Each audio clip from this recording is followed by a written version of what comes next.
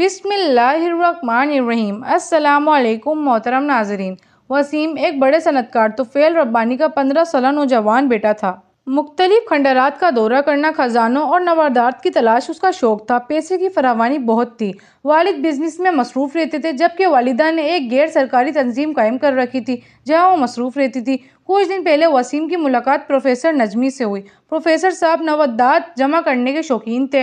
वसीम अक्सर उनसे मिलता रहता था। एक दिन वो प्रोफेसर साहब के घर उनसे बातें कर रहा था कि अचानक प्रोफेसर साहब ने कहा, नवेला के जंगलात के अंदर एक पुराना किला है। इस किले के अगबी हिस्से में बेशकीमती नवादात दफन है। अगर किसी तरह वो नवादात हासिल हो जाए तो हमारे दिन फिर जाएंगे। इन नवादात की कीमत का हम अंदाज़ा भी नहीं लगा सकते। अगर हमने किसी गैर मुल्क अजायब घर को वो नवादात बेच दिए तो दुनिया के अमीर तरीन लोगों में हमारा शुमार होगा। वसीम हैरान होकर प्रोफेसर नजमी की बातें सुन रहा था, लेकिन एक अहम बात यह थी कि नवेला के जंगलात दरअसल सांपों की अम्मा जगह हैं। समझो, वहाँ तुम्हें कदम कदम पर सांप ही सांप मिलेंगे। वसीम को एक लम्हे के लिए अपने सारे जिस्म पर ससुराहट का एहसास हुआ। साथ ही प्रोफेसर नजमी की शख्सियत भी पुरस्कार लगी।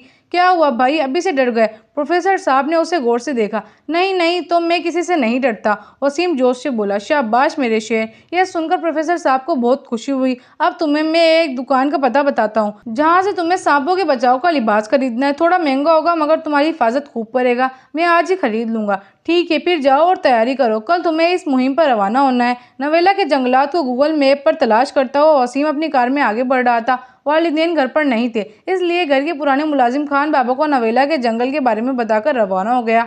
वसीम बेहद पुरजोश था। उसे ऐसा महसूस हो रहा था नवादात से भरा संदूक अभी उसके सामने आ जाएगा और वो उसे ले उड़ेगा, लेकिन आगे रास्ता बहुत दुश्वार था। एक सरसराता हुआ सांप जंगल की इब्तिदा में ही अचानक नजर आ गया था, जो उसकी जानिब बढ़ रहा था। वसीम ने ऐसा नीला सांप जिंदगी में कभी नहीं देखा था। उसे प्रोफेसर की बात याद आ गई कि नीले सांप मुकम्मल जहरीले होते हैं, यानी उनकी नस नस में जहर भरा होता है। उसके जहन में बेशुमार सवाल जन्म ले रहे थे। उसने स्पार्क गन से सांप का निशाना लिया, मगर स्पार्क गन की चिंगारी ने भी सांप का कुछ न बिगाड़ा। वसीम ने सोचा कि यहाँ से भाग जाए, लेकिन प्रोफेसर नजमी के सामने अपनी बेइज्जती का ख्याल आ गया। अरे सांप कहाँ गया? वसीम ने आंखें मेल ली, लेकिन अब वहाँ किसी सांप का नामो निशान नहीं था। चलो ब्लाड टली, वसीम खुशी से बोला, लेकिन अचानक रस्सी का फंदा वसीम के गले में आ गया और वसीम का दम घुटने लगा। वो जान तोड़ रस्सी के फंदे से खुद को छुड़ाने लगा और ये देखकर उसके हवास गुम हो गए कि जिससे वो रस्सी समझ रहा था वो सांप था जो उसके गले में फंदा बना हुआ था। अगले ही लम्हे खौफ से वसीम की आंखों के आगे अंधेरा छाने लगा। आखिर वसीम किधर गया? रात हो गई, वो अब तक नहीं लौटा। तुम कैसी माँ हो जिसको अपने बेटे की खबर नहीं?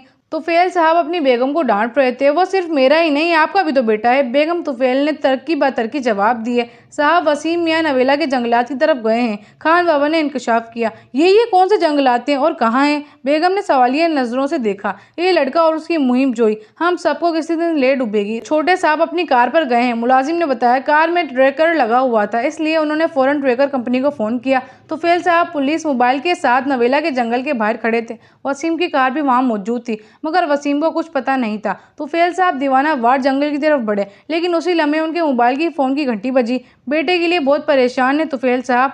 कौन हो तुम? कहाँ है मेरा बेटा? बेटे से भी मिलवाएंगे, सुना है आपका बेटा इकलौता है। क्या क्या चाहते हो तुम? तुफेल साहब बेसब्री से बोले। फ़कत 20 करोड़। 20 करोड़? तुफेल साहब ने दोहराया। इंस्पेक्टर जामी जो तुफेल साहब के साथ ही खड़े थे सारी गुफ्तगू सुन और समझ चुके थे। फ़ोन बंद हो चुका था। तुफेल साहब की हालत ख़राब हो रही थी। इंस्पेक्टर जामी ने उन्हें दिलासा दिया। फ़ोन करने वाले के नंबर को ट्रेस किया गया, लेकिन वो नंबर ट्रेस ना हुआ। जहाँ तक मेरा अंदाज़ा है वसीम इसी जंगल में मौजूद है। इंस्पेक्टर जामी ने तजुर्बा किया। फिर एक अफसर से कहा, हवलदार मजीद नफरी बुलाओ, अभी जंगल का महसरा करना है। नहीं इंस्पेक्टर, वो मेरे बेटे की जान को नुकसान पहुंचा सकता है। आप बेफिक्र रहें तुफेल साहब, वसीम को कुछ नहीं होगा। जंगल को चारों तरफ से घेर लिया गया है। वसीम को लेकर बाहर निकला, वरना इंतहाई सख्त कार्रवाई की जाएगी। ऐलान वक्फे से 3 बार किया गया, लेकिन कोई पेशरफ ना हुई। हम आखिर बार तनबिया कर रहे हैं, 10 तक गिनती गिनी जाएगी। बाहर आ जाओ वरना नुकसान उठाओगे। पत्तों के सरसराने की आवाज़ पर सबकी निगाह उस सिमत उठी जहाँ से प्रोफेसर नजमी अपनी हिफाजती लिबास पहने जंगल से बाहर आ रहे थे। उनकी निशानदाही पर चंद सिपाही बेहोश वसीम को स्ट्रेचर पर डालकर ले जा रहे थे। सब लोग उसे अस्पताल लेकर पहुंचे।